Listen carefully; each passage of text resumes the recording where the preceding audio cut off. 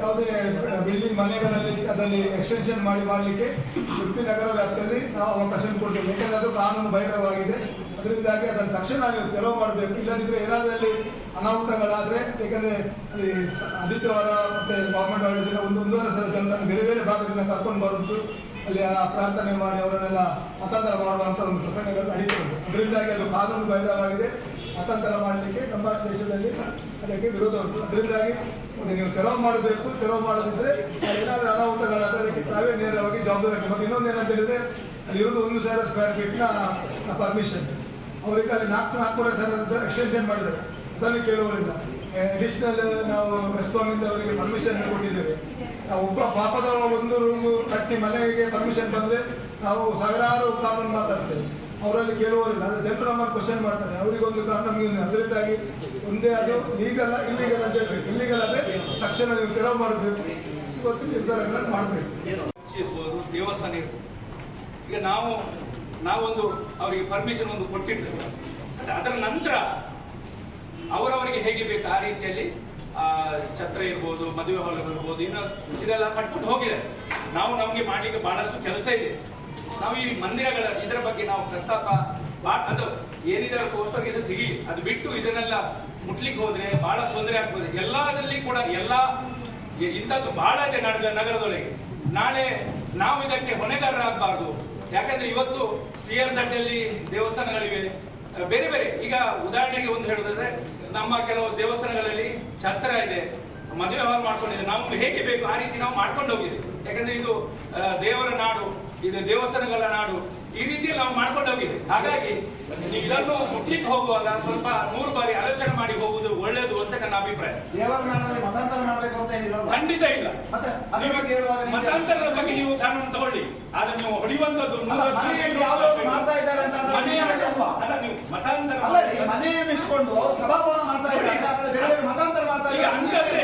ಅಂತದ್ದೇ ಬಹಳ ದೇವಸ್ಥಾನ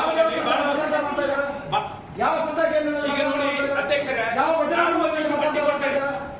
ಎಷ್ಟು ನಮ್ಮಲ್ಲಿ ಸ್ಕ್ವೇರ್ ಫೀಟ್ ತಗೊಂಡಿದ್ದಾರೆ, ಎಷ್ಟು ಇಲ್ಲಗಾಳಿಗೆ ನಾವು ಕೊಟ್ಟದ್ದು ಮನೆಯಲ್ಲಿ ಮತಾಂತರ ಅಂತ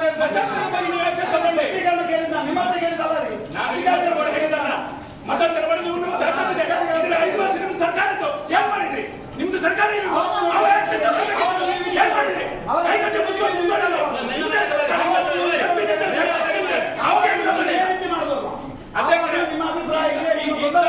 ಈಗ ಮತಾಂತರದ ಬಗ್ಗೆ ನೀವು ಕ್ರಮ ತಗೊಳ್ಳಿ.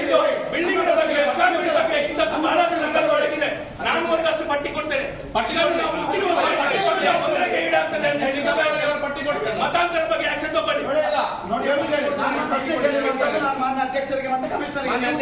ಮಾನ್ಯ ಅಧ್ಯಕ್ಷರು ಅವರು ಪಟ್ಟಿ ಕೊಡ್ತೇನೆ ಹೇಳಿದ್ರು. ಎಷ್ಟು ಸಾಮಾನ್ಯ ಸಭೆಯೊಳಗೆ ಅವರು ಯಾವುದೆಲ್ಲ ಉಂಟರೆ ಪಟ್ಟಿ ಕೊಡಿ. ಅವ್ರು ಹೇಳಿದ್ರು ಸತ್ಯ ಅಂದ್ರೆ ನೋಡುವ, ಪಟ್ಟಿ ಕೊಡಿ.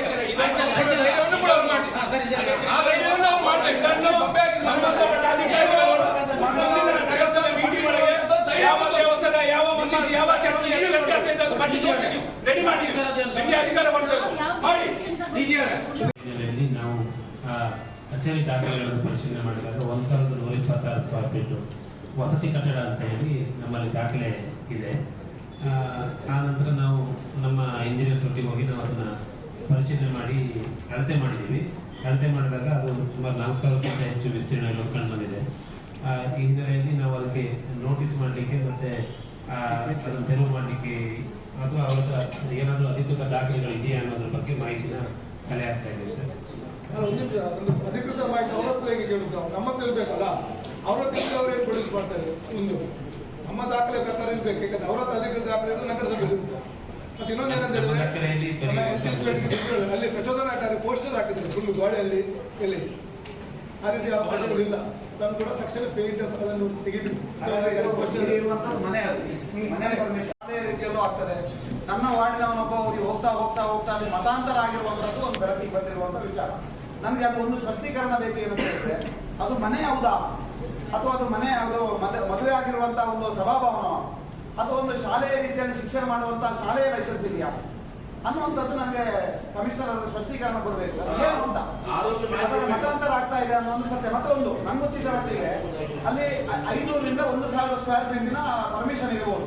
ಅದೀಗ ಹತ್ರ ಒಂದು 3,000-4,000 ಸ್ಕ್ವೇರ್ ಫೀಟ್ ಪರ್ಮಿಷನ್ ಆಗ್ತಾ ಇದೆ. ಪರ್ಮಿಷನ್ ಇದ್ದಾರೆ. ಅದರ ಪೂರ್ತಿ ಮಾಹಿತಿ ನನಗೆ ಬೇಕಿಲ್ಲ. ಇದಕ್ಕಿಂತ ಮುಂಚೆ ನಾನು ಹೇಳಿದಾಗ ಮಾನ್ಯ ಶಾಸಕರು ಅದರ ಒಂದು ಗಮನ ಸೆಳೆಯುವಂಥದ್ದು ಮಾಡಿದ್ದಾರೆ. ಅದು ಯಾವುದೇ ಲಾಭ ಆಗಿಲ್ಲ ಮತ್ತು ಆ ದಾರಿಗೆ ಯಾವುದೇ ಅಧಿಕಾರಿಗಳು ಹೋಗಿಲ್ಲ ಅನ್ನುವಂಥದ್ದು ಬೇಸರ ಸಂಗತಿ. ನನಗೆ ಅದರ ಬಗ್ಗೆ ಪೂರ್ತಿ ಮಾಹಿತಿಯನ್ನು ಕಮಿಷನರ್ ಕೊಡಬೇಕು ಅನ್ನೋ ದೃಷ್ಟಿಯಿಂದ ನನ್ನ ಅವರಿಗೆ ಆಲ್ರೆಡಿ 1 ವರ್ಷದ ಹಿಂದೆ 6 ವರ್ಷ ಇತಿಹಾಸ ಉಂಟು.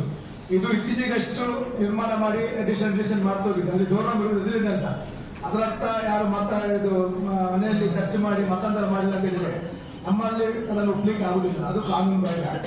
ಮಠ ಮಂದಿರಕ್ಕೂ ಇದಕ್ಕೂ ನಾವು ಹೋಲಿಕೆ ಮಾಡಿ ಅದನ್ನು ಒಳ್ಳೆ ಕಾಣಲಿಕ್ಕೆ ಆಗುದು. ಅದರಿಂದಾಗಿ ಜಯಗೌಡರು ಹೇಳಿದ ಪ್ರಕಾರ ಅದನ್ನು ತಕ್ಷಣ ಅದರ ಬಗ್ಗೆ ಮಾಹಿತಿಯನ್ನು ತೆಗೆದುಕೊಂಡು ಅದನ್ನು ತೆರವು ಮಾಡುವಂಥದ್ದು ಕೆಲಸ ಆಗಬೇಕು.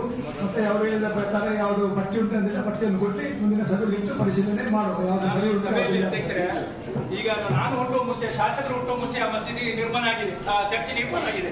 ಅದು ನಿನ್ನೆ ಮೊನ್ನೆದಲ್ಲ. ಮತ್ತೆ ಈ ಸದನದಲ್ಲಿ ನಾನು ಪೌರಾಯುಕ್ತರಲ್ಲಿ ಆಗ್ರಹ ಮಾಡುದು, ಮುಂದಿನ ಸಭೆಗೆ 35 ವಾರ್ಡಿನಲ್ಲಿ ದೇವಸ್ಥಾನ, ಮಸೀದಿ, ಚರ್ಚ್ ಯಾವುದೆಲ್ಲ ಲೀಗಲ್ ಇದೆ, ಯಾವುದೇ ಇಲ್ಲಿಗಲ್ ಇದೆ, ನೀವು ಪಟ್ಟಿ ಮಾಡಿ ಸಭೆಗೆ ನೀವು ಪಟ್ಟಿ ಮಾಡಿ. ನೀವು ಪಟ್ಟಿ ಮಾಡೋದಿಲ್ಲ. ನೀವು ಪಟ್ಟಿ ಮಾಡಬೇಕು. ಮತಾಂತರ ಬಗ್ಗೆ ನೀವು ಆಕ್ಷನ್ ಅವ್ರು ಹೇಳಿದ್ರೆ ನಾವು ಒಪ್ಪಿದ್ದೇವೆ. ಇದ್ರ ಬಗ್ಗೆ ಕ್ರಮ ತಗೊಂಡು ಎಲ್ಲದರ ಬಗ್ಗೆ ಕ್ರಮ ತಗೊಂಡು ನೀವು ತರಬೇಕು. ನಾನು ಹೇಳುವಾಗ ಯಾವ ಚರ್ಚಿನ ಬಗ್ಗೆ ಉಲ್ಲೇಖ ಮಾಡಿಲ್ಲ. ಇದು ಸತ್ಯತೆ ಇರಲಿ. ನಾನು ಮನೆಯ ಬಗ್ಗೆ ಉಲ್ಲೇಖ ಮಾಡಿ ಕೇಳಿರುವಂತಹ ಪ್ರಶ್ನೆ ನಾನು ಹಾಗೆ ಮತಾಂತರ ಬಗ್ಗೆ ಎಲೆಕ್ಷನ್ ತಗೊಂಡು ಇಲ್ಲ, ನಾನು ಹೇಳುವುದು ಕಟ್ಟಡ ಕೆಡುವಂತ ಬಹಳಷ್ಟು ಉಡುಪಿ ಯಾಕೆ ಚರ್ಚೆ ಇನ್ನೊಂದು ತರ್ತಾರೆ? ಚರ್ಚೆ ಅಲ್ಲ. ಪ್ರಾರ್ಥನೆ ಮಂದಿರ ಆಗಿದೆ, ಪ್ರಾರ್ಥನೆ ಮಾಡ್ತಾ ಇದ್ದಾರೆ. ಅದು ಬಿಟ್ಟು ನೀವು ಬಿಲ್ಡಿಂಗ್ ಅನ್ನು ಕೆಡವಲಿಕ್ಕೆ ಹೋದ್ರೆ ಬಹಳಷ್ಟು ವ್ಯತ್ಯಾಸ ಇರುವಂತ ಬಿಲ್ಡಿಂಗ್ ಗಳಿದೆ. ಅದಕ್ಕೆ ನೀವು ಸಪೋರ್ಟ್ ಇದ್ದೀರಾ? ಇಲ್ಲ, ಖಂಡಿತ